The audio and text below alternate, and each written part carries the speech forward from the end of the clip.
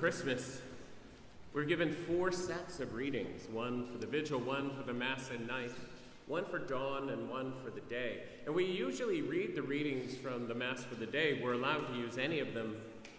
And then I realized last year, we read that beautiful prologue from the Gospel of John. But for those people who come only on Christmas Day, who haven't taken in several of the Masses, which is almost everybody, you don't get to hear the Christmas story. So this year we decided to use the readings from the Mass at night, because these readings help us to see the fullness of what we celebrate. That the God who created all things, the all-powerful life force of the universe, and bigger than the universe, came to a backwater place, came to a place where there's no room for him to be born. And he appeared in our midst, having become one of us, so that we might, in turn, embrace the fullness of our destiny, eternity in heaven. You know, a few weeks ago, I was on Grafton, and I noticed a group of lads looking like lads look. You know, the little bit of the Peaky Blinders haircut, tracksuits, really nice trainers, puffy coats. I was engaged in one of my kind of self-indulgent pleasures. I was at McDonald's. I love their fried apple pies. So I pretend to have a meal so I can have an apple pie. And I was sitting in the front section of the McDonald's at the bottom of Grafton, and the lads were there. They were a little different. They were all pushing prams. They'd gotten a little older. And it was fascinating to watch these men with their babies. I think it was Father's Day out. I couldn't quite figure it out. And that front section of McDonald's was just jammed with prams. And one of them, at least, had to have been an older brother, because this guy was handling this baby.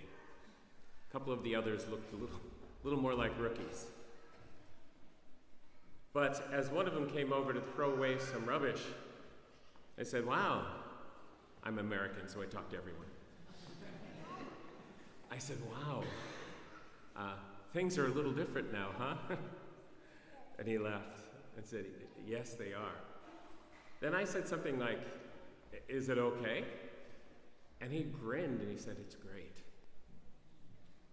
And then he said something, I didn't quite really fully get it, but as he turned away, he said, "It all makes sense now." A little life statement from a lad at McDonald's. There's something amazing about the impact of an infant. When a baby comes into our midst, when you have a child, you have a grandchild, you get a niece or a nephew, suddenly there is this entity, this being, that absorbs so much energy and time and focus.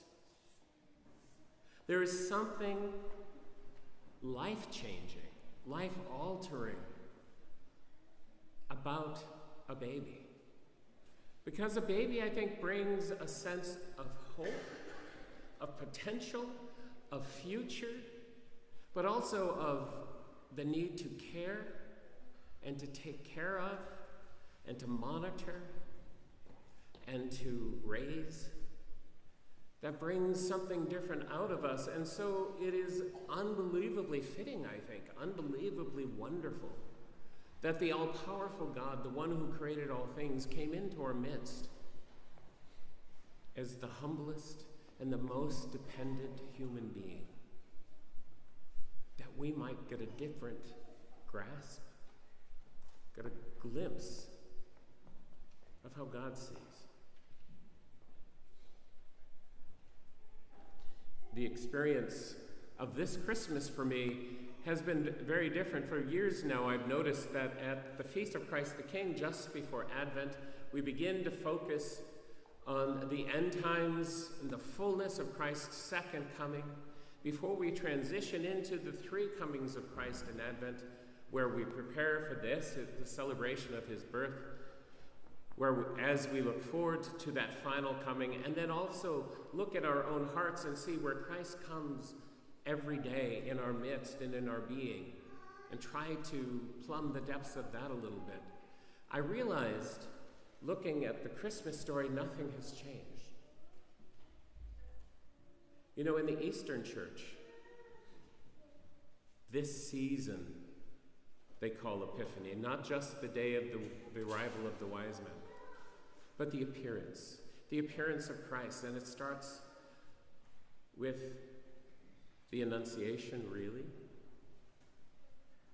But it goes all through Christ coming into our midst. And this Christmas story in the Eastern Church is regarded as salvation, even more perhaps than Easter. Because this is when Christ appeared. God appeared in our midst. But for each of us, we have to see the story of Mary and Joseph, but of Mary especially, as our story.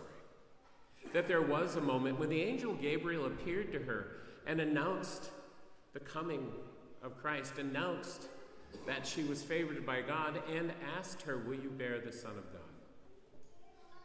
And at that moment, Mary said yes. And that is not unlike each and every one of us. In our baptism, yes, we were baptized into the death and resurrection of Jesus Christ. But every day of our lives, we are offered the opportunity to bear Christ, and we're asked, will you take it? And then we know that birth doesn't happen immediately. There's that period of time in our lives where we carry the Christ child within us, where we develop, and not just in 5th and 6th class and 1st and 2nd year as we learn about who Jesus is, but each and every day of our lives when we have this opportunity to hear God's voice and to let it grow in us, to transform us, to allow ourselves to be changed by it, because there will be the day when we give birth, when we are invited in our life to give voice to that which we now believe, to speak up against injustice in the workplace, to be kind to people we don't particularly like, to bear the Christ child into our world. And we also know it doesn't end there.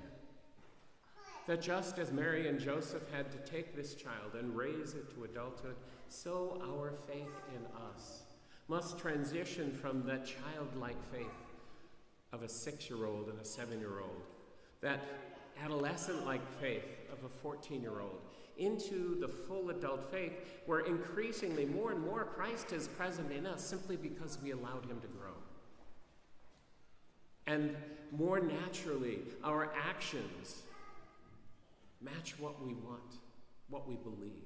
Our words are the words of God.